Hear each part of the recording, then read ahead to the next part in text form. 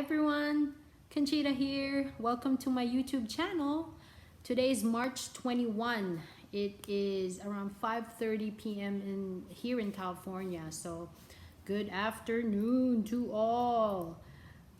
Today I wanted to share with you some tips on how to go for your first colonoscopy. My channel hopes to promote early detection of cancer, and that's the reason. This is why this channel was birthed, because this nurse has become a patient. All right, so Feb 23 is when I had my first colonoscopy. It was routine. In my past video, I mentioned that some of the symptoms that I noticed but really didn't pay attention to was number one, constipation, and number two was my dropping iron levels. I failed to mention in that video that I did not have any weight loss, unwarranted weight loss issues. I did not have any dull, achy pain in my abdomen. In fact, 1 week prior to my colonoscopy, I actually enrolled in a legit weight loss program because I wanted to lose weight, because I'm turning 50 this year. I wanted to hit my ideal body weight since I'm 50. Well, so 1 week after I started my beautiful weight loss program, I found out that I had a mass in my sigmoid. So I'm here today. I would like to share with you how I went through with the colonoscopy. And a little later, towards the end, I would like to also share some of the pictures that my doctor took in the insides of my intestine. So you're gonna see the inside of me. I don't know how people will react to this, but hey, I am an oncology nurse. It is my job to educate. I'm not here to incite fear of getting treatments, going for routine tests, but I am here to just tell you as is, and hopefully you go get yourself for your routine checkups and all is well. Okay? All right, so what are we gonna talk about? Colonoscopy preparation. Number one, your bowels have to be clean. So for your doctor to really get a good look at the lining of your intestines, so it's very important that you follow the instructions of your doctor. I had to battle my insurance because whatever my doctor prescribed to take for the bowel prep, they did not cover. I actually had to pay out of pocket. So it all depends on what your insurance, or what your insurance will cover, or what your doctor will give you as a prescription for a bowel prep. 3 days leading up to your procedure, you have to follow the diet that you're supposed to take. It will transition from you eating regular foods to start to 3 days prior. You have to take like a low residue diet until 2 days after, or 1 day prior, you have to really be on clear liquids. And like I said, you want your doctor to really have a good visual of the insides of your gut, and he doesn't want to see poop. He wants to see the lining of your intestines. Okay, as you go for your procedure, you're gonna be given drugs, wonderful drugs. That was my fear. I'm like, am I gonna pass out and really cold when they give me all this midazolam, fentanyl, blah blah blah? Turns out no. Turns out I like them. They were good. So when you go for your colonoscopy, of course, you have to have someone drive you to the procedure, and of course drive you back home, okay? Because we don't want those drugs interfering with your driving skills. And then that's it, pretty much. If you're on certain medications like aspirin or fish oil or whatnot, blood thinners, your doctors will tell you to stop taking them, I think 5 days, 7 days prior to the procedure. So you got to follow that. You got to remember those things. And that's pretty much it. Easy peasy lemon squeezy.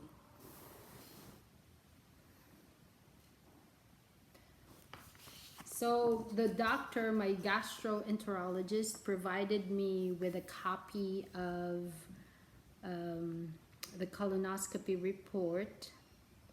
And I'm proud to say that it says in here that the quality of the bowel preparation was good. O diba? A+ bowel prep. Woohoo! And that's what you want when you go for your colonoscopy procedure. Good bowel prep. Alright? Yeah, like I said, I was gonna show you some of the pictures of my insides. I hope you don't get grossed out. If you do get grossed out, it's alright. It's for educational purposes. Write in the comment below if you think I shouldn't be doing it, but what the heck, I'm gonna do it nonetheless because I'm a nurse and it's my job to educate. No contradictions, please. All right, so what did my doctor write? I was put on moderate sedation. Woohoo, good drugs. Midazolam and fentanyl. My first time. It was a good cocktail, I tell you. Good cocktail. They monitored me, of course. And the actual entire procedure, the moment my GI went into my insides, the total duration of the procedure was only 25 minutes. So not bad, huh? It took long. It takes longer because they have to prepare you before the procedure and they have to keep an eye on you after the procedure. So my total wait time during that procedure was what, around 3 hours. Okay, but the actual procedure itself is only what, 25 minutes. All right, pictures. Don't get grossed out. Don't pass out and don't hate me forever. It is with good intentions that I show you interesting pictures. All right, first I'm gonna show you what a normal colon looks like. You ready? Ta-da! Your colon should look like this. Very clean, shiny. You see a little vessels, but nothing bleeding. This is what, going into my appendix, right? Yes. So pretty much the doctor was able to go up. Even with the blockage in my colon, he was still able to push the scope close to my appendix, which is good. So this is what we want. This is what we want to see. And that's why we all should go for a colonoscopy, because if something starts growing, if it's a polyp, take it out. Take it out, right? Early detection. All right, here we go. The best part. If you're not used to seeing gross pictures, I don't know, just cover your eyes. So I'm a nurse, you know, guys. You guys know that by now. I am an oncology nurse, so this is what I do for a living. All right, here we go. Now I'm gonna show you the stuff that was detected. I'm gonna read first the findings that he put in here. So I had non-bleeding external hemorrhoids. The hemorrhoids were small, it says. Number 2, he found a fungating, partially obstructing large mass in the proximal sigmoid colon and in the distal descending colon. The mass measured 4 centimeters in length. No bleeding was present. My GI doctor took 3 biopsies, and estimated blood loss was minimal. All right, here we go. Yay! That's the inside. No hemorrhoids. This is how a nasty tumor grows in one's colon. Remember the first few pictures that I showed earlier? Smooth, clean. Look at all that. It's been growing. That.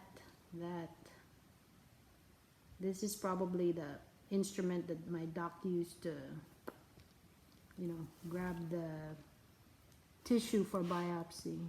All that. I asked the doctor, how long do you think this has been going on? So he said probably 2 to 3 years. 2 to 3 years, an alien was residing in my colon, in silence, wreaking havoc. My enemy has been detected and is now being chopped off, has been chopped off. Pack. Thank you, God.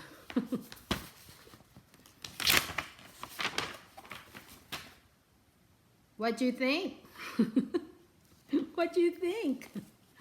I know, I make fun of these things because it's not fun, but it is what it is.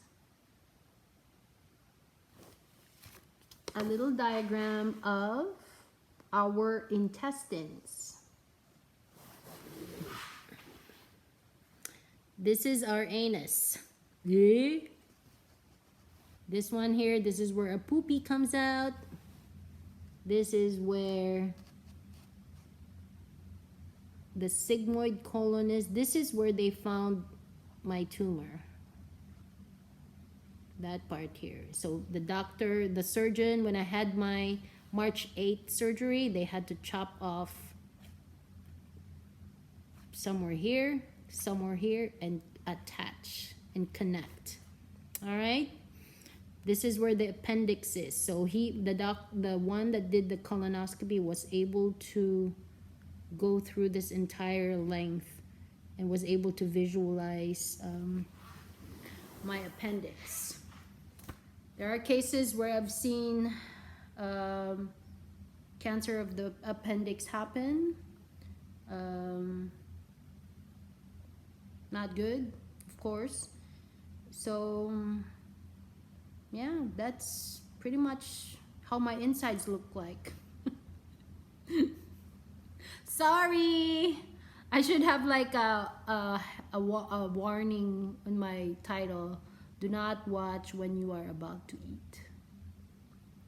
But if you're watching when you're eating, I do apologize.